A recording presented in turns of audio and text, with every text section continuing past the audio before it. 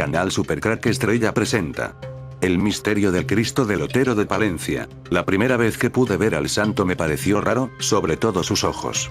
Quise investigar si podía haber algo de misterio que tenga que ver con esta estatua que, desde mi punto de vista, es muy extraña. Y como siempre, mi presentimiento tenía razón.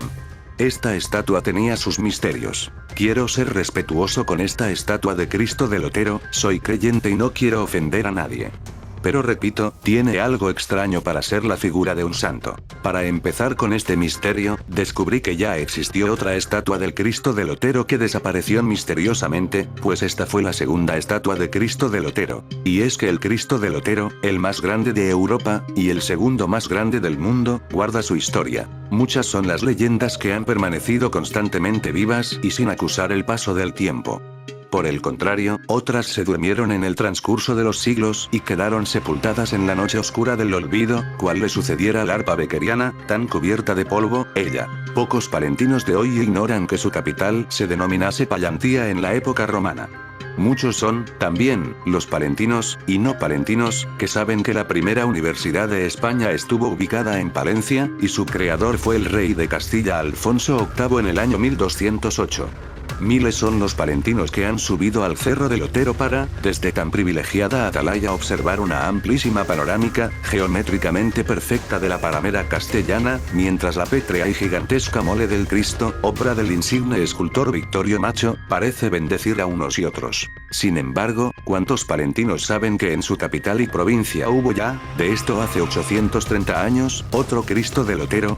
Se trataba de una estatua mayor que la actual, pero no de granito, y erigida en el otro cerro, muy próximos entre sí, aunque algo más alto que donde se encuentra el Cristo actual, y un poco más alejado de la capital palentina. Ambos promontorios vienen a constituir dos caprichos surgidos de la corteza terrestre en etapas geológicas muy pretéritas. Pero vayamos por partes y retrocedamos 8 siglos, concretamente al año 1171, en que naciera doña Berenguela, reina de Castilla, e hija del rey castellano Alfonso VIII, gran impulsor de la cultura, y a quien, como ha quedado dicho, Palencia debe la primera universidad en España. Puede afirmarse, por lo tanto, que doña Berenguela y su padre siempre estuvieron muy unidos a Palencia, por aquel entonces todavía Pallantía, profesándola, ambos, gran estima y simpatía, hasta el punto de visitarla varias veces la reina de Castilla a lo largo de los 73 años que le permitió su buena salud, lo cual, para aquella época, sin antibióticos ni retrovirales, tampoco estuvo nada mal la longevidad de doña Berenguela. Y había de ser, precisamente, en una de sus excursiones por la llanura palentina, cuando comenzó a tomar cuerpo el proyecto que ella albergaba: erigir una colosal estatua del corazón de Jesús en el cerro más alto, aunque algo más alejado del casco de la ciudad. Llegado a este punto he de hacer referencia al acendrado catolicismo de doña Berenguela, pues no en vano tuvo el honor de ser madre de Fernando III el Santo. La determinación estaba tomada. Ahora solo restaba decidir, primero en familia, y posteriormente con los consejeros y ministros del Reino de Castilla, sobre cuál habría de ser el material a emplear en la construcción de una estatua de 30 metros de altura, y 5 metros de diámetro en su base. Imposible. No existe suficiente oro en el mundo para construir una estatua de tales dimensiones. Y de oro macizo, exclamó con voz potente el condestable, oponiéndose frontalmente a tal dispendio. Es muy posible que no exista suficiente oro en el mundo, pero sí en el Reino de Castilla, mi Castilla, arguyó con firmeza y determinación doña Berenguela, sin dejarse amilanar por la oposición del condestable, quien, en su calidad de jefe supremo del ejército, y muy versado en matemáticas y aritmética, extendió sobre la amplia mesa un grueso y amarillento papiro, mojó en el tintero la pluma de ganso tiempo que iba explicando a los allí reunidos todos los datos y fórmulas de geometría plana, geometría analítica, y aritmética que el caso requería. Partiendo de los 5 metros de diámetro que iba a tener la estatua en su base, el condestable multiplicó 3416 por el cuadrado del radio, obteniendo, de este modo, el área de dicha base, y que arrojó 1963 metros cuadrados. Acto seguido, y conociendo la altura que debía tener la estatua de oro macizo, 30 metros, según los deseos de doña Berenguela, se trataba de averiguar el volumen expresado en metros cúbicos de oro necesario. El resultado que arrojó la operación aritmética, multiplicando ahora 3416 por el cuadrado del radio, 625, y esto por la altura de la imagen, 30 metros, no pudo por menos que dejar absortos y mudos de asombro a los allí reunidos, menos a doña Berenguela, quien seguía con la mayor atención los cálculos del condestable. Serán necesarios 588,9 metros cúbicos de oro. Nada más y nada menos, exclamó el condestable, deteniendo su mirada en cada uno de los presentes, y especialmente en la reina. Pero es que, Majestad, pasemos a considerar otro factor importantísimo y decisivo, como es el peso específico del oro. 19 kilos por decímetro cúbico, casi nada. Es preciso que todos ustedes comprendan este dato, manifestó el condestable. Al tiempo que su rostro adquiría solemne seriedad, dicho lo cual volvió a mojar la punta de la pluma en el tintero, a fin de calcular el número de decímetros cúbicos contenido en los 588,9 metros, igualmente cúbicos. Para lo cual multiplicó esta última cantidad por 1000, arrojando una cifra de 588,900. Vean ustedes. Toda esta elevadísima cantidad de decímetros cúbicos resulta indispensable para llegar a conocer el peso exacto del monumento en oro macizo, teniendo en cuenta los 19 kilos que pesa un solo decímetro cúbico, tal como acabo de manifestar hace un momento. La facilidad del condestable manejando números, extrayendo raíces cuadradas y desarrollando fórmulas, ponía de manifiesto un profundo conocimiento sobre la materia que trataba, cual si fuera un taumaturgo, para finalmente, y tras cotejar algunos datos, levantar su mirada del papiro y manifestar. La estatua del Cristo sobre el cerro pesará 11.189 toneladas, y todo ello en oro macizo.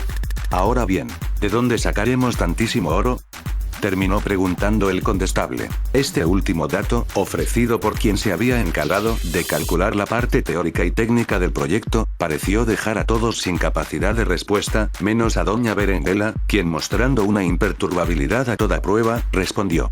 Vuelvo a repetir que en el reino de Castilla existe oro suficiente para acometer esta magna obra, y con mayor motivo si es en Payantía. La noticia de que en esta capital se levantaría una estatua de oro macizo, con las dimensiones antes citadas, fue recibida por los ciudadanos con la apoteosis digna de tal acontecimiento, y a la que se unió una febril actividad que durante 2 años vivió la capital, dado que en ella se instalaron y dieron cita desde batiojas, especialistas en trabajar y batir el oro y la plata, hasta modelistas y encofradores. Tras 2 años de ímprobo esfuerzo y dedicación, la grandiosa obra se mostraba niesta sobre la cumbre del cerro, refulgiendo como una ascua, pudiéndose divisar desde los 4 puntos cardinales. Todo ello gracias a la luz que recibía del astro rey, y desde el naciente al ocaso. Las 11.189 toneladas que pesaba la áurea escultura no debía extrañar a nadie, si se tiene en cuenta el peso específico del oro, así como los 30 metros de altura de la imagen, y todo ello sobre una base circular de 19,63 metros cuadrados. A partir de ese momento, y desde todos los lugares del reino castellano, Payantía se convirtió en lugar de obligado peregrinaje y jubileo para poder contemplar la monumental imagen en la cima del Otero reflejando, a raudales, la luz del día sobre la llanura castellana. Mucho había sido el dinero invertido por doña Berenguela en otorgar a Payantía tal privilegio, y esta misma ciudad, junto con toda la comarca, se beneficiaría durante un siglo de una fuente de riqueza y prestigio, procedente de los millares de visitantes que a ella acudían, y al mismo tiempo poder degustar su buen pan y su buen vino. Tanto en las amenas tertulias como en las concurridas calles, pasó a ser corriente que, el tan conocido chascarrillo, "Ojo al Cristo, que es de plata", se convirtiera, ahora "Ojo al Cristo, que es de oro", poniéndose de manifiesto el sano humor de unos ciudadanos que se sabían depositarios de una maravilla. Incluso llegó a crearse un numeroso cuerpo de guardia permanente, y que, similar a la pretoriana, encargada de vigilar el palacio de los tesores en la antigua Roma, velaba día y noche, con lanza y escudo en ristre, por la seguridad del monumento, además de tener instaladas sus tiendas de campaña en las estribaciones del promontorio, a fin de que la estatua no sufriera menoscabo alguno. Esta unidad de vigilancia intensiva, la primera de que se tiene noticia, estaba compuesta por 30 fornidos y nobles payantinos, uno por cada metro de la escultura, quienes, conscientes del compromiso contraído con la corona de Castilla, se hubieran dejado matar antes de que nadie osara tocar con sus manos las 11.189 toneladas de oro macizo encomendadas a su custodia. Pero si algo no podían evitar estos fieles guardianes, era la envidia de sus conciudadanos, dado que aquellos percibían doble remuneración por su servicio. Primero el asignado por la reina castellana, y, al mismo tiempo el otorgado por el Cabildo Municipal de Pallantía. Sin embargo, ¿cuál pudo ser la causa, o causas, de que aquella espectacular escultura no haya llegado hasta nuestros días? Mucho se ha especulado sobre la posibilidad de un robo nocturno. Pero, ¿quiénes hubieran podido llevar a cabo tal hurto, teniendo en cuenta el peso brutal de la gigantesca mole? Semejante operación hubiera requerido el concurso de auténticas atlantes. ¿Lo hubieran permitido los aguerridos y fieles guardianes? Solamente un dato, a modo de eslabón perdido ha llegado hasta nosotros. Los pallantinos de entonces, y todavía con la estatua ocupando la cima del cerro, nos han llegado este testimonio escrito en papiro y envejecido por el paso de los siglos. Una tarde decembrina, el cielo se fue cubriendo con plumas y amenazantes nubes, no tardando en desencadenarse una tormenta como jamás habían conocido los habitantes de la ciudad, y donde los horrísonos truenos, en hermanamiento con los centelleantes relámpagos, servían de contrapunto a las cataratas del cielo, que sin tregua alguna comenzaron a inundar la ciudad y los campos. Esta situación se prolongó durante una inacabable, terrorífica y fantasmal noche, al tiempo que un vendaval, contumaz y silbante, pugnaba por vencer a los cerrojos de recia forja, en tenaz y terca oposición. La sensación de angustia y zozobra parecía transmitirse, también, a las velas de sebo, dado que su llama, tenue y mortecina, acusaba cada trueno con un encogimiento y oscilación temblorosas, amenazando apagarse y sumir el aposento en la más lóbrega oscuridad. Los elementos de la naturaleza, desatados y en libre albedrío, competían entre sí, haciendo imposible el tránsito por calles y plazas, caso de que alguien hubiera tenido la suficiente presencia de ánimo, así como el alma y el corazón tan fuertes como para intentarlo. Ante esta realidad, los amedrentados ciudadanos optaron por encerrarse en sus casas, asegurando estas con cerrojos y candados, al tiempo que rayos y truenos se sucedían a cortísimos intervalos, impregnándolo todo de un denso olor a azufre, mientras trozos de hielo, del tamaño de puños, se mezclaban con la torrencial lluvia, golpeando los tejados como si se propusiera demolerlos. Los atemorizados habitantes apenas si pudieron conciliar el sueño aquella noche, y temiendo, de un momento a otro, el derrumbe de los techos sobre sus catres.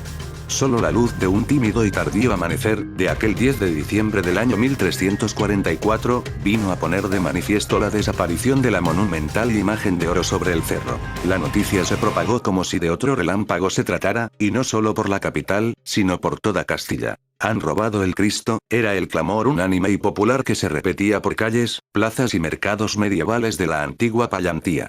Las versiones que se escuchaban sobre lo sucedido eran de lo más diversas, y oscilaban entre el raciocinio mesurado y la disparatada e incongruente fantasía.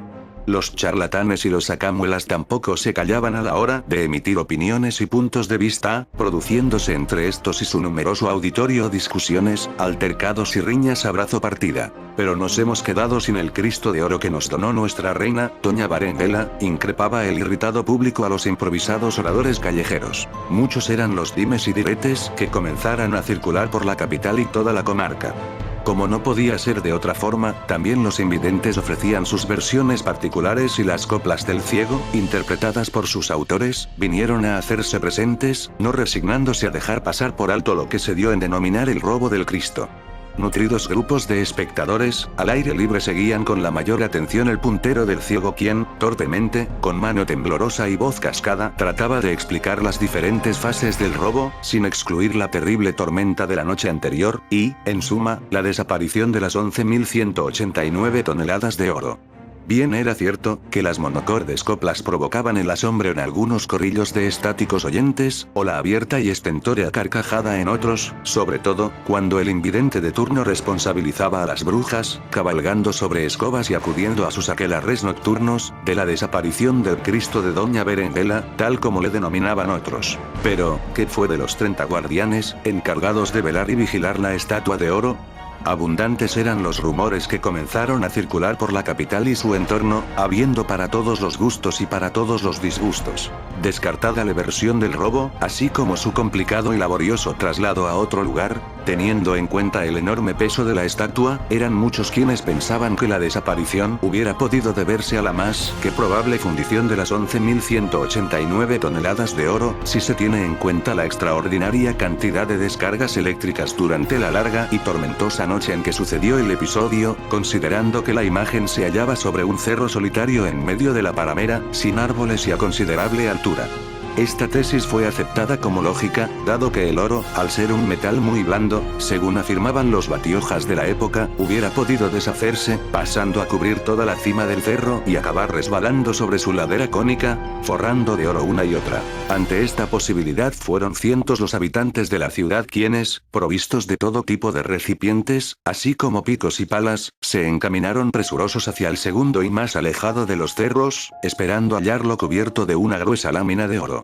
Sin embargo, y desde lejos, los improvisados buscadores de oro pudieron comprobar que la ladera del montículo ofrecía el mismo aspecto ocre y terroso de siempre, en lugar de encontrarla pulida y brillante por la acción combinada del rico metal y el tímido sol decembrino.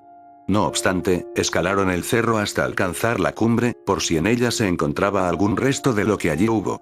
Entre el ruido de los calderos, así como picos y palas al hombro, todos hubieron de rendirse a la evidencia de que el Cristo de Doña Berenguela habita hecho de su presencia ausencia, y tal vez para siempre.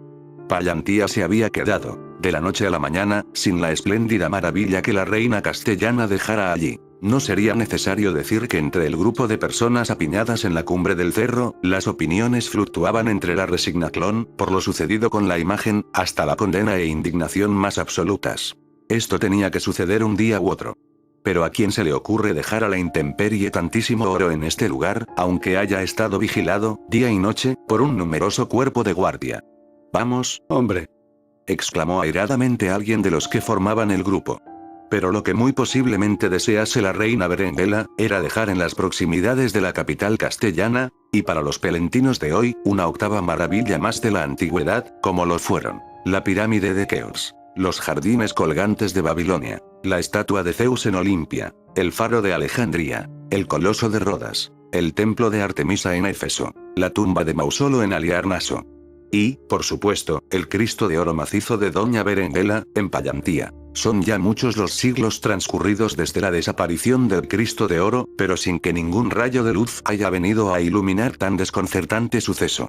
Las opiniones de unos y otros nunca se movieron más allá del terreno de la simple conjetura, y el paradero final del Cristo de Doña Berenguela continúa perteneciendo al patrimonio del más insondable misterio. Si alguno de ustedes estuviera en disposición de aportar alguna pista o dato eficaz, a fin de recuperar para la Palencia de hoy el valiosísimo monumento. Una historia asombrosa, pero aún hay más, pues Cerro Otero, el lugar donde está la estatua, esconde otro secreto que nadie quiere contar. Y esto sí que puede ser alucinante de creer, pues el cerro donde está la estatua podría ser una pirámide.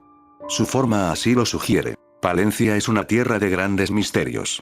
Hace mucho tiempo dediqué un vídeo a la película Conan el Bárbaro, la primera película que hablaba de forma subliminar de muchas cosas que están tan de moda ahora. Pues aquí en la película podíamos ver al personaje malo cambiar su forma de humano a reptil. Pero había una escena en la película que llamó mucho la atención.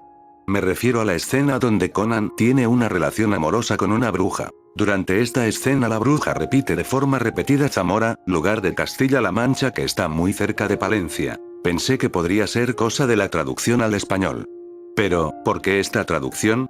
Repetir Zamora una y otra vez no tenía mucho sentido. Pero si observamos la escena más detenidamente, podemos ver que Conan pregunta por un estandarte con dos serpientes enfrentadas. Luego ya viene la escena de amor con la bruja, y esta repite Zamora.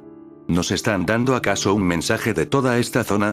Si el vídeo te ha gustado, dale al pulgar arriba y suscríbete a mi canal. Canal Supercrack Estrella presenta Proyecto Rayo Azul o Bluebeam. Muchos me han pedido hacer un vídeo sobre el tema de Proyecto Rayo Azul. Después de investigar la escasa información que hay sobre el tema he llegado a una conclusión. Nada es lo que parece. La verdad está tan enterrada bajo las falsedades que la mayoría de la gente las confunde y no quiere abrir los ojos y mirar con más atención y paciencia.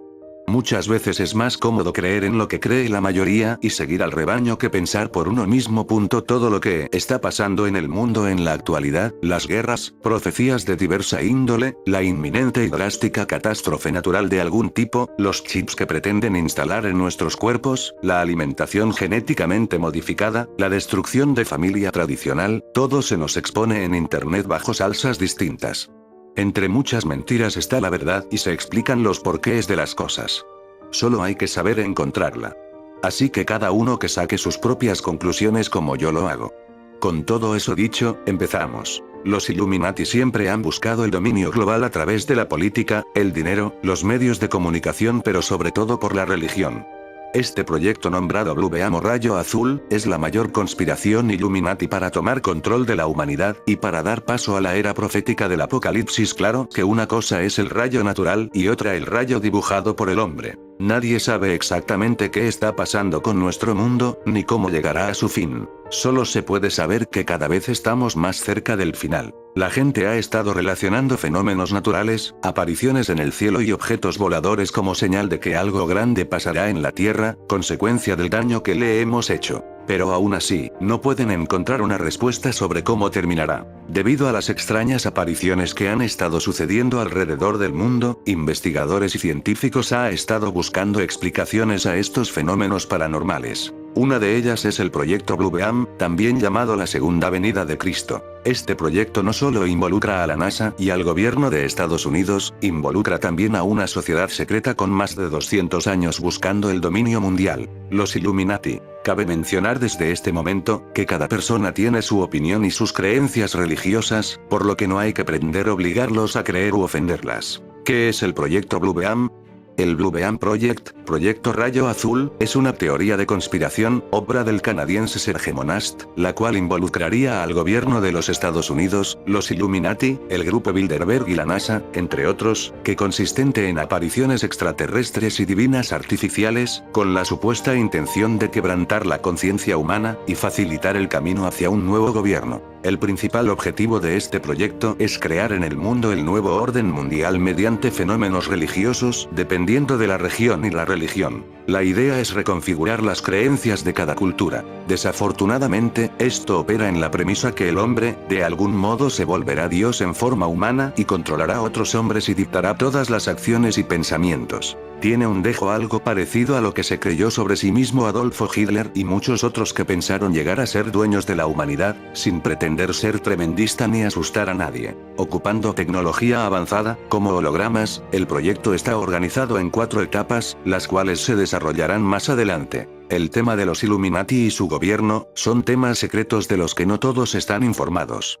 Por eso antes de mostrar los pasos, hay que tocar estos temas y hablar de ellos para comprender mejor el resto de la exposición. Los Illuminati. La Orden de los Iluminados es una sociedad secreta fundada en 1776 por Adam Weishaupt en Baviera, Alemania. Su propósito es eliminar o derrocar a los gobiernos y religiones, para regir con un nuevo orden mundial. Son conocidos por las teorías de conspiración acerca de un nuevo reinado con una sola moneda, una religión y un solo gobierno. Se cree que la orden se compone por las 13 familias más ricas del mundo, llamadas también la nobleza negra. Estas familias remontan a miles de años de tradición y riquezas, gracias a sus industrias de petróleo y sus múltiples bancos alrededor del mundo. Pertenecieron las familias Rockefeller, Rothschild, Kennedy, entre otras. Los Illuminati son considerados una logia. Las reuniones fueron prohibidas en 1784, cuando uno de los miembros reveló información acerca del plan para el nuevo orden mundial. Sin embargo, siguieron reuniéndose elaborando sus planes. Son representados principalmente con el ojo panóptico, también conocido como el ojo que todo lo ve, que se puede encontrar en el billete de $1. Ahí también se observa la pirámide con los 13 escalones, que se refiere al rito de los 13 grados de los Illuminati. Y debajo de la pirámide está escrita la frase Novus Ordo Seclorum, que traducida al español significa nuevo orden mundial. Aún con estas pruebas, el presidente de Estados Unidos demostró que todo había sido pura coincidencia. Otro símbolo que se les atribuye son los ambigramas, que son palabras o frases escritas o dibujadas de tal modo que admiten, al menos, 2 lecturas diferentes. Actualmente los Illuminati son mencionados en películas, libros y videojuegos. Se les asocia con el ocultismo, con sucesos actuales que están marcando historia, como el 11 de septiembre, y profecías sobre el fin del mundo. Nuevo orden mundial. El nuevo orden mundial es una teoría conspirativa que afirma la existencia de un plan diseñado con el fin de imponer un gobierno único comunista conformado por líderes mundiales, figuras religiosas, magnates, financistas y celebridades de todos los rincones del globo con el propósito de unir al mundo bajo un solo gobierno, con una sola moneda y una sola religión. No solo los Illuminati participan en este plan, también están involucrados judíos, masones, la Iglesia Católica y el gobierno de Estados Unidos. De acuerdo con algunos, hay ciertos signos que prueban esta conspiración. Uno sería los misteriosos símbolos Illuminati en los billetes americanos, no solo en el de $1, sino en el de 20, donde al hacer unos dobleces, se pueden apreciar imágenes del incidente del 11 de septiembre.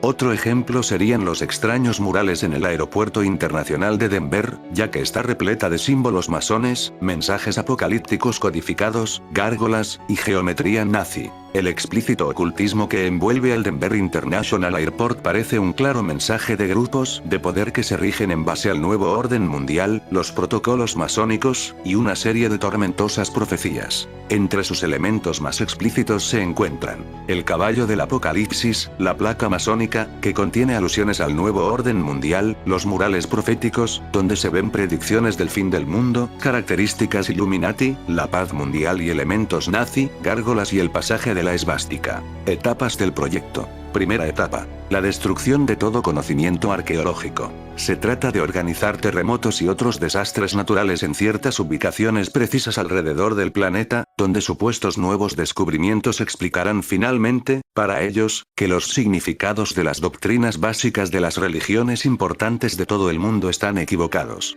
Esta falsificación se usará para hacer creer a la población que toda doctrina religiosa se ha entendido mal. Uno de los posibles instrumentos causantes de estos fenómenos es el ARP. Esta serie de antenas es utilizado por las fuerzas marinas y aéreas para detectar a los misiles, sin embargo ha sido culpado por accionar catástrofes tales como inundaciones, sequías, huracanes, tormentas, y terremotos devastadores en Afganistán y las Filipinas dirigido a la agitación de terroristas. Segunda etapa. Espectáculo espacial. Según la teoría, formarían parte de esta etapa hologramas en 3 dimensiones mediante proyecciones láser en diferentes partes del mundo con una imagen diferente, según la fe de cada etnia.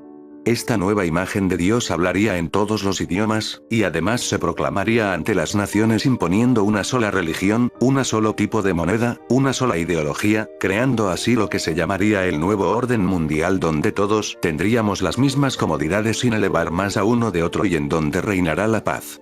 Su ideología básica sería el comunismo. La tecnología para crear estas proyecciones ya existe, y es utilizada por la Fuerza Aérea de los Estados Unidos para distraer a sus enemigos. Son armas no letales que utilizan los rayos del sol para formar auroras, que al ser manipuladas pueden tomar la forma que uno quiera. Tercera etapa. Comunicación telepática bidireccional electrónica. Onda self, frecuencia extra baja, VLF, frecuencia muy baja, y LF, baja frecuencia, localizarán a las personas de la Tierra a través de los interiores de sus cerebros, haciendo a cada persona creer que su propio Dios está hablándole desde dentro de su propia alma. Tales rayos, del satélite, son alimentados tales de la memoria de computadoras, que guardan muchos datos sobre el ser humano y sus idiomas. Estos rayos, entonces, se entrelazarán y entretejerán con los procesos naturales de pensamiento, para formar lo que nosotros llamamos charla artificial. Cuarta etapa. Manifestaciones sobrenaturales universales usando medios electrónicos. Esta etapa incluye 3 pasos.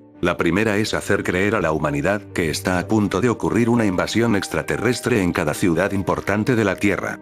Esto es para empujar a cada nación importante a usar su capacidad nuclear para responder. De este modo, pondría a cada una de estas naciones en un estado total de desarme ante las Naciones Unidas, después del falso ataque. Segundo, es hacer creer a los cristianos que está ocurriendo un rapto mayor, con una simple puesta en escena e intervención divina de una supuesta fuerza religiosa buena, viniendo a salvar a las personas buenas de un brutal ataque satánico. La tercera orientación es una mezcla de fuerzas electrónicas y sobrenaturales. Las ondas, frecuencias, usadas en ese momento permitirá a las fuerzas sobrenaturales viajar a través de cables de fibra óptica, cables coaxiales, eléctricos y líneas telefónicas para penetrar en todos los equipos electrónicos y aparatos que, para ese entonces tendrán todos un microchip especial instalado. La meta de este paso es la materialización de fantasmas satánicos y espectros, todo alrededor del globo para empujar a todas las poblaciones al borde de una ola de suicidio, matanza y desorden psicológico permanente.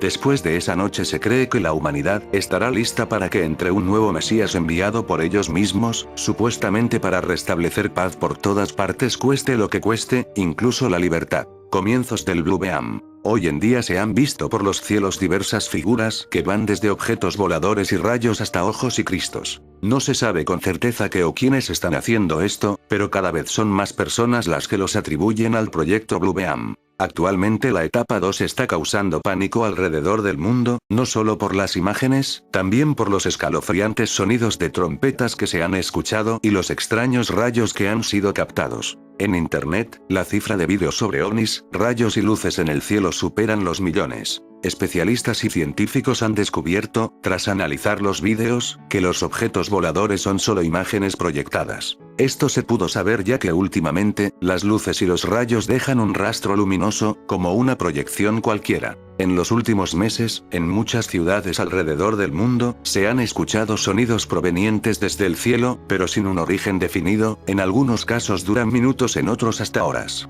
Algunos los describen como sonidos metálicos, o trompetas, haciendo un similar a lo que podría ser las trompetas del Apocalipsis. En la Biblia, se dice que las 7 trompetas son tocadas mientras la tierra está siendo destruida por cataclismos. Sin embargo, editores de sonido descartan la opción de que estos sonidos provienen del cielo, ya que al capturarlos y compararlos en sus programas, se puede ver que el sonido no es parejo en toda la ciudad. Aún con todas estas pruebas, el mundo está en pánico, tal como lo quieren los creadores de este proyecto. Los escépticos se rehúsan a creer que alguien pueda estar haciendo esto. Por esto se crean conclusiones como un fin del mundo o una invasión extraterrestre. Todavía no está comprobado que este proyecto esté operando estos años, pero las coincidencias son demasiadas y no podemos estar cerrados a la posibilidad de que tal vez estemos siendo engañados. Controversias. El proyecto Blue Beam ha sido un tema muy polémico en los últimos años. Las contundentes pruebas aún no son suficientes para demostrar que el proyecto está activado.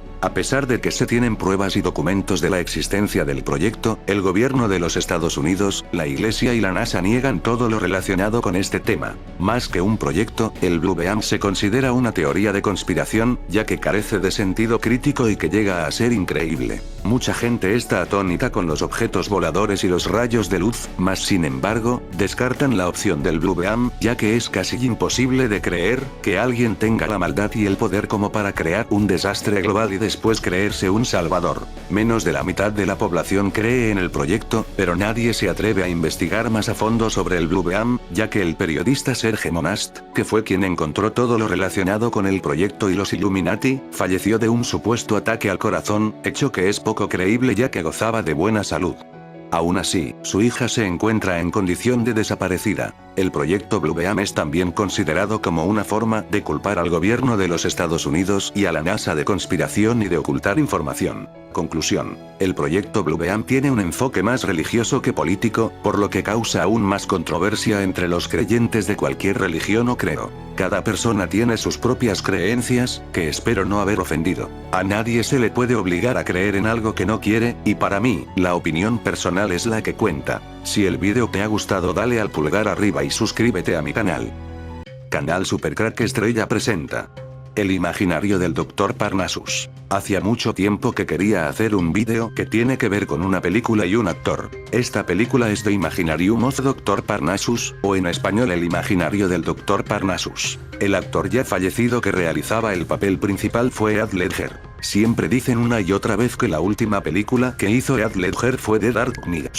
El Caballero Oscuro. Parece que hay un siniestro interés en decir que esta película, El Caballero Oscuro, fue la última que realizó el actor Heath Ledger. Pues saber que es mentira, su última película fue El imaginario del Dr. Parnassus. Y es aquí donde entra lo siniestro y el misterio, ya que esta no es una película cualquiera dentro de lo que es la élite Illuminati. El año en la que se estrenó esta película, el 2009, no es tampoco cualquier cosa. Podéis ver mis vídeos y sabréis que he contado muchas cosas sobre aquel año. Pero empecemos hablando de la película El imaginario del Dr. Parnassus. Normalmente la élite usa el cine para contar de una forma subliminal cosas que no pueden contarse en la vida real. Es como si de alguna manera estuvieran obligados a contar de estas cosas. ¿Os acordáis de los vampiros? Si no les invitas a entrar, no entran. Pues aquí algo parecido. Deben decir la verdad y la dicen, son normas que tienen que cumplir. Pero claro está, son cosas que cambiarían el concepto que tenemos de la vida. Así que el cine es una manera de contar algo que queda como una ficción pero no deja de ser verdad. Esto no quiere decir que todo lo que vemos en la película sea real. Una película puede tener muchas lecturas, dependiendo de si eres un profano o un iluminado, que es como se hacen llamar ellos. Pero repito, esto no quiere decir que todo lo que podemos ver en la película sea la realidad. Muchas películas usan un código y tener que descifrar ese código es complejo. Cada 15 minutos una película muestra cosas que tienen que ser descifradas. Y los que tratamos estos temas a veces damos con ellos, y otras veces no. ¿Pero qué tiene el imaginario del Dr. Parnassus? Pues que si lo normal es que cada 15 minutos nos muestran algo de forma subliminal, aquí se reducen a cada 5 minutos. Lo que, hablando claro, es una bestialidad. La película tiene tanto mensajes ocultos que es casi imposible para las personas saber de qué va. De hecho, la película, que visualmente es preciosa, en el cine fue muy poco vista. A los 15 minutos de película te preguntas de qué narices va todo eso. Por poner un simple ejemplo, hay una escena donde, si te fijas muy bien parando la imagen, y de forma subliminar, aparecen en un río 3 barquitos de papel. Esos barquitos contienen unas fotos. Entonces el actor Johnny Depp comenta algo sobre los dioses. La cámara pasa muy rápido sobre esos barquitos de papel y sus fotos. Es imposible que puedas ver quiénes están en esas fotos a menos que pares la imagen, y aún así no se puede ver bien. En ningún momento en la película se dicen sus nombres, solo se refiere a ellos como dioses. Las fotos son de Rodolfo Valentino, James Dean y la princesa Diana, 3 personalidades que murieron prematuramente. Como de hecho le ocurrió al actor Heath Ledger. La última película de Heath Ledger es muy imaginativa. Desde su historia enigmática y misteriosa que rodeó su producción, The Imaginarium of Dr. Parnassus merece ser debidamente explorado. Una interpretación de su rico simbolismo revela a los espectadores temporales verdades esotéricas, así como referencias a códigos ocultos de la hoy criptocracia. Este artículo examina el significado místico de The Imaginarium of Dr. Parnassus, y la naturaleza del sacrificio y muerte de Heath Ledger. Parece que las últimas películas de los actores que mueren prematuramente a veces resultan muy simbólicas. Una sola vista del tráiler de The Imaginarium of Dr. Parnassus fue suficiente para convencerme de las profundas connotaciones esotéricas de la película. Las producciones de Terry Gilliam a menudo han tratado temas ocultos, pero este parecía inusualmente flagrante. Por eso esperaba las reseñas de la película y los debates potenciales que pudiera generar. Sin embargo, no encontré nada, pero superficialmente. Notas y críticas hablando de una aventura de lo fantástico o algo por el estilo. Así que vi la película para ver si calculé mal el tráiler y, después del primer minuto y medio, todas mis dudas se evaporaron. La película comienza con un hombre, Antón, vestido como el Mercurio, Hermes de los griegos y Thoth de los egipcios, anunciando al Dr. Parnassus, que está vestido como un monje, sosteniendo una flor de loto, símbolo de misticismo oriental. Bastante esotérico. En primer lugar, examinaremos el significado subyacente de la película y luego con los símbolos extraños relacionados con la muerte de Heath Ledger. La premisa de The Imaginarium of Dr. Parnassus esconde un significado para aquellos que, en palabras de Antón interpretando a Mercurio, tienen ojos para ver y oídos para oír.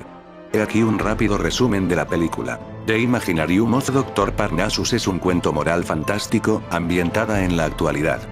Cuenta la historia del Dr. Parnassus y su extraordinario Imaginarium, un espectáculo itinerante donde los miembros del público tienen la oportunidad irresistible para elegir entre la luz y la alegría o la oscuridad y la tristeza. Bendecido con el extraordinario don de guiar la imaginación de otros, el Dr. Parnassus es maldecido con un oscuro secreto. Hace mucho tiempo que hizo una apuesta con el diablo, el Sr. Nick, en el que ganó la inmortalidad. Muchos siglos después, conociendo su verdadero amor, Dr. Parnassus hizo otro trato con el diablo, el comercio de su inmortalidad por juventud, a condición de que cuando su primogénito llegue al cumpleaños número 16, él o ella pasaría a ser propiedad del Sr. Nick. Valentina está acercándose rápidamente a esta mayoría de edad, y el Dr. Parnassus está desesperado por protegerla de su inminente destino. El Sr. Nick llega a recogerla, pero siempre trata de hacer una apuesta, renegociando la apuesta. Ahora el ganador de Valentina será determinado por el que seduzca a las primeras 5 almas. Reclutando una serie de salvajes, personajes cómicos en su viaje, Dr. Parnassus promete la mano de su hija en matrimonio al hombre que le ayude a ganar. En esta cautivadora, explosiva y maravillosamente imaginativa carrera contra el tiempo, Dr. Parnassus deberá luchar para salvar a su hija en un paisaje interminable de obstáculos surrealistas, y deshacer los errores de su pasado una vez por todas. La historia gira en torno a un tema clásico de Fausto, en el que Dr. Parnassus hace varias apuestas con el diablo, interpretado por Tom Waits, durante toda su vida. Mirando profundamente el simbolismo de la historia, el Dr. Parnassus y su espectáculo itinerante son una metáfora de las enseñanzas esotéricas transmitidas a través del tiempo y a través de las escuelas de misterio. Es una manifestación humana de la trayectoria hacia la iluminación de los budistas o el Cristo interior de los gnósticos. Al invitar a la gente en el espejo mágico, que los transporta hacia el plano espiritual, donde pueden elegir entre el cumplimiento y la iluminación espiritual, representada por una pirámide o una escalera de mano, dependiendo de la persona, o de la ignorancia y el materialismo, representado por un bar o una mala calidad motel. Dr. Parnassus dice que transmite la historia que sostiene el universo, que es una forma poética de decir que él es el vehículo para las enseñanzas secretas que conducen a la iluminación. Él proporciona la ruta de acceso que permite la comunión entre la humanidad y la divinidad. El simbolismo que rodea todo el teatro Parnassus se inspira en las enseñanzas esotéricas de los antiguos egipcios, griegos, budistas y otras escuelas esotéricas. El escenario contiene muchos símbolos ocultos interesantes de Janus, el dios griego de 2 cabezas de los 2 pilares masónicos y el ojo que todo lo ve. El estadio Dr. Parnassus revela la naturaleza espiritual del teatro. El nombre Parnassus es también una referencia a la iniciación oculta. Su nombre se deriva del monte Parnassus, la montaña sagrada de Dionisos, el dios griego de misterios y ritos religiosos, también conocido como el Baco romano. El monte Parnassus también contenía el famoso oráculo de Delfos, el sitio místico donde la gente podía obtener revelaciones espirituales. Como se señaló anteriormente, la historia del inmortal Dr. Parnassus es análoga a la evolución de los misterios en la historia. Esta historia no fue siempre perfecta, y numerosas influencias han alterado su curso. Hay un intercambio constante en la película entre el Dr. Parnassus y el diablo, y en última instancia, se hace evidente que en realidad se necesitan mutuamente para existir y mantenerse activos. A través de su ida y vuelta, reviven el antiguo principio de la dualidad, la lucha constante del bien contra el mal y la luz contra la oscuridad. Este concepto está representado visualmente por el patrón de tablero de ajedrez masónico blanco y negro. Al explicar su trato con el diablo a su hija, Dr. Parnassus explica de manera codificada la naturaleza de su esencia. Se encuentra dentro de los monjes budistas, en Jesucristo y aún en la masonería. Él describe su primera apuesta con el diablo como una competición para ver quién primero podría atraer a 12 discípulos. Dr. Parnassus muestra a su hija un libro que contiene imágenes simbólicas, y todo esto en el año 2009. El último Festival de la Bestia se celebró precisamente aquel año. En el año del estreno de la película. En esta peli se habla mucho de algo que yo cuento tanto en mi canal Supercrack Estrella. Los espejos, los portales dimensionales, los rituales satánicos. Un patrón de tablero de ajedrez masónico tridimensional lidera el camino hacia el espejo mágico, la puerta de entrada al plano espiritual. La francmasonería empaquetó los antiguos misterios de una manera que sea atractiva a la clase alta. Muertes jóvenes. En una escena espeluznante donde Tony, interpretado por Johnny Depp, guía a una mujer rica a través de su mundo de fantasía, 3 barcos aparecen con las fotos de Rodolfo Valentino, James Dean y la princesa Diana, 3 personalidades que murieron prematuramente. Tony incita a la mujer rica para seguir su camino y embarcarse en una góndola con la cabeza de Anubis, el dios de los muertos. La mujer ve las fotos y dice: "Toda esta gente, están todos muertos". Tony responde: "Sí, pero son inmortales. No vas a envejecer o engordar. No se va a enfermar o debilitar. Están más allá del miedo, porque son, por siempre jóvenes. Son los dioses, y usted puede unirse a ellos". Y añade: "Su sacrificio ha de ser puro". Todo esto dicho por Johnny Depp, el actor que sustituirá a Heath Ledger tras su muerte prematura. Lo menos que puedo decir es esto: extraña coincidencia. El significado esotérico de la escena alude a la muerte del hombre viejo con el fin de dar a luz a un nuevo yo espiritual. Espiritualmente, sin embargo, esta metamorfosis es obtenida a través del autosacrificio y trabajo personal, no por morir joven. Las figuras públicas en los barcos, todos murieron en misteriosas circunstancias. ¿Cuál es la relación? La última vez que Ledger atraviesa el espejo de la mente de Parnassus, se le muestra la portada del tabloide del periódico The Mirror que nos revela su verdadera identidad, la del trickster. Al cruzar el portal dimensional de papel mercurial nos dice: "Don't listen to what they say in the mirror". Y aunque Ledger muere y muestra su otra cara, también permite que la historia siga infinitamente. Las variaciones del mismo loop. Esta es la quinta esencia paradójica del mundo, la contradicción divina. En palabras de Blake. Por cierto, y esto quizás ya es rizar el rizo, pues explicar todo esto es muy complejo, una locura si no estás muy metido en estos temas. Aquí podemos ver la figura del hombre con el paraguas vestido de negro y volando que representa a la Dama Negra. Por esa razón te muestro una imagen de la película Mary Poppins, la Dama Negra venida de Marte. Y es que todo esto de los mensajes ocultos ya viene de lejos. Si el vídeo te ha gustado dale al pulgar arriba y suscríbete a mi canal. He contado en mi canal la extraña relación que hay entre viajeros del tiempo y los ríos. Como por ejemplo Funny River, el misterioso río de Alaska donde aparecen personas desaparecidas. Pero en esta historia de los viajes en el tiempo y los ríos existe una criatura demonio que parece tener una relación con todo esto de los portales que se abren en los ríos, es el Kushtaka. Una criatura que es buscada hasta por actores famosos como el actor Charlie Sheen. Charlie le dijo a TMZ, voló hasta Sitka, en su avión privado la semana pasada en busca de la mítica Kushtaka, que vagamente se traduce como hombre nutria tierra. Las historias sobre el escurridizo Kushtaka se originaron entre los nativos de Alaska del sudeste, y de acuerdo con Charlie, es un tramposo que cambia de forma que es mitad hombre, mitad nutria. Atrae a una distancia desde el camping con los sonidos imitaba de un bebé que llora, a continuación, se mata, se lleva en su formulario, y devuelve a la escena para más ventosa sorpresa. Al norte de Petersburgo, Alaska es Thomas Bay, también conocida como amenazante la bahía de muerte por las poblaciones nativas a causa de un deslizamiento de tierra devastador en 1750 que se cobró 500 aldeanos. Desde ese momento, se pensaba que la tierra a ser maldecido y la poca actividad que sucedió en los últimos años. No fue hasta que era de la fiebre del oro de 1900 que Thomas Bay desarrolló su más infame de la historia. Es una historia que combina un lago remoto maldito, un medio hombre de forma, la mitad de la nutria de mar, y la fiebre del oro. ¿Qué podría ser más de Alaska? Las leyendas describen el Tlingit Kushtaka como un cambio de forma, medio hombre, medio tramposo nutria. Se ha sabido atraer a los pescadores y slidren lejos de sus seres queridos con silbidos y al imitar las llamadas de un bebé que llora.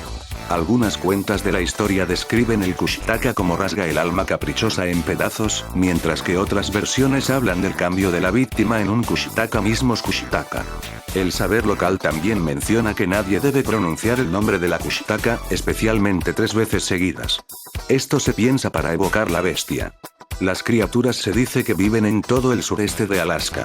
¿Qué busca el actor Charlie Sheen? ¿Acaso sabe de algo que nosotros no sabemos? Esta criatura puede que tenga alguna relación con los viajes en tiempo. El infernal Triángulo de Alaska. Muy lejos de las cálidas aguas caribeñas, existe otro lugar tristemente célebre por el peligro que conlleva atravesarlo. Se trata del Triángulo de Alaska. Más violento que el de las Bermudas, es un territorio comprendido entre las poblaciones de Anchorage, Juneau y Barrow. Se ha cobrado más vidas que el primero de ellos, tiene una tasa de desaparecidos 16 veces mayor que la media de Estados Unidos, y los científicos no son capaces de explicar por qué. Las tribus locales, el servicio de búsqueda y rescate y las familias de los desaparecidos tienen sus propias teorías sobre estos sucesos. Un ejemplo de ello son los esquimales Inupiat, que se refieren con toda naturalidad a estos extraños sucesos ocurridos en este vasto territorio. Entre sus habitantes son comunes las historias y leyendas de vecinos, familiares y amigos que se embarcaron un día en una pequeña aeronave y no volvieron jamás. La desaparición de los hermanos Roth ocurrió la primera semana de mayo de 1992. Kent, Jeff y Scott Roth, los 3 hermanos de Jason Roth. Acostumbrados a la vida entre plena naturaleza, entre las tundras, montañas, bosques y ríos de la infinita Alaska.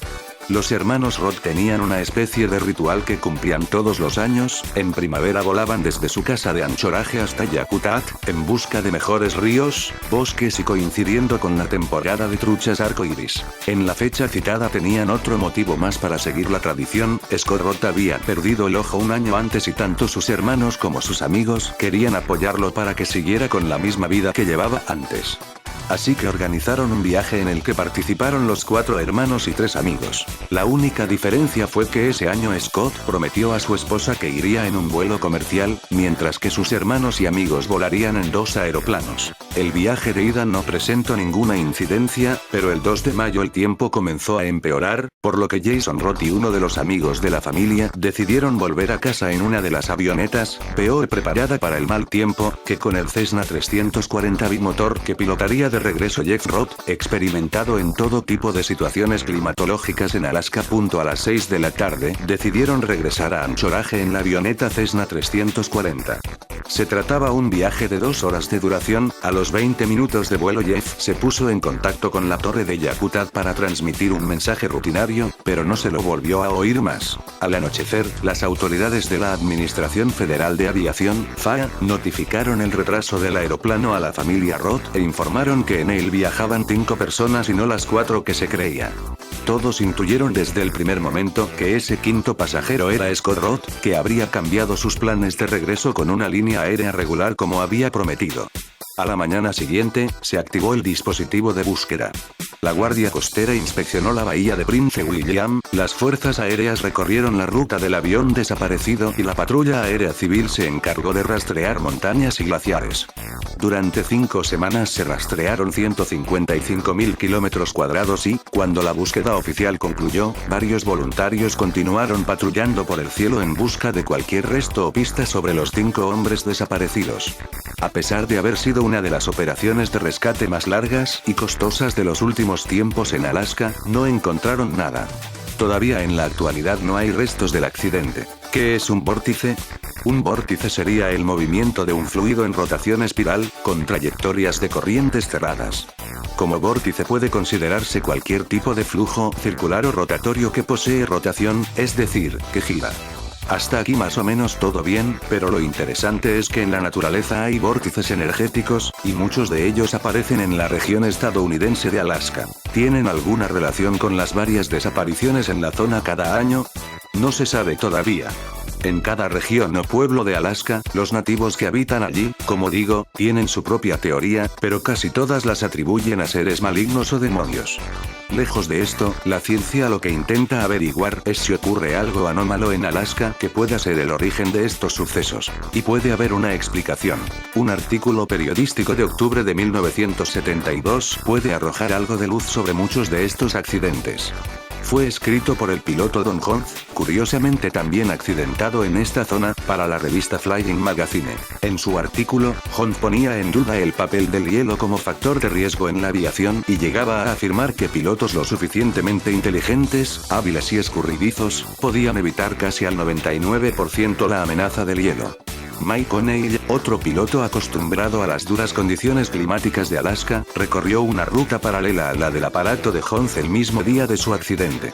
O'Neill recuerda que tuvo que elevarse por encima de los 3.600 metros de altura para evitar las descargas de hielo que pueden desestabilizar el morro de los aviones pequeños. Entra dentro de lo posible que esto fuera lo que le ocurrió a Hunt, asegura. Para la mayoría de sus compañeros, el artículo que Hunt publicó en Flying Magazine era una arrogante demostración de superioridad, mientras que otros opinan que no era más que un reflejo de su sarcástico sentido del humor. Pero es posible que arriesgara tanto como para ser el culpable de lo que ocurrió a su Cessna 310. No obstante, aunque la actitud del piloto provocase en parte el accidente, todavía queda por saber dónde están los restos de la aeronave. Y, aún más importante, ¿por qué después de más de 40 años no han aparecido aún? Los nativos Cliquot tienen una respuesta a esta pregunta. Es obra de los Kushtaqas, espíritus malignos, mitad hombre mitad nutria. Los Kushtaqas se aparecen a los viajeros perdidos en los bosques y las aguas bajo diferentes apariencias, por ejemplo, la de un familiar muerto hace tiempo, y logran así llevar a las personas a su reino. Menos mágica y sobrenatural que esta explicación inspirada en las ancestrales leyendas de la zona, es la teoría de que, probablemente, los numerosos glaciares de Alaska tengan más culpa en muchas de las desapariciones que se dan en el estado, que los espíritus Kushtaqas. Los glaciares no son exactamente bloques de hielo sólido, sino que su interior está lleno de cámaras vacías y enormes grietas, que a veces alcanzan el tamaño de un bloque de oficinas, capaces de tragarse un avión caído en la nieve. Más de 40 años después, el movimiento del glaciar Malaspina, donde se cree que cayó el Cessna, puede haberlo desplazado a varios kilómetros del punto de impacto original. O bien, los restos pueden estar sepultados bajo toneladas y toneladas de hielo y permanecer allí hasta que, dentro de varios siglos, el glaciar los expulse de sus entrañas junto a los icebergs que arroja al mar cada año. Y hasta que eso ocurra, nadie sabrá exactamente por qué aquella mañana un Cessna 310 desapareció sin dejar rastro. Aunque, sin duda, esta podría ser una explicación satisfactoria para muchas de las desapariciones que cada año se producen en Alaska, probablemente no lo sea para todas. Puede ser que la actividad geológica extrema de Alaska esté causando anomalías magnéticas que provoquen que los aparatos y los propios seres humanos se comporten de forma incoherente. ¿O son corrientes de energía turbulentas las culpables de que aviones y personas desaparezcan sin dejar rastro?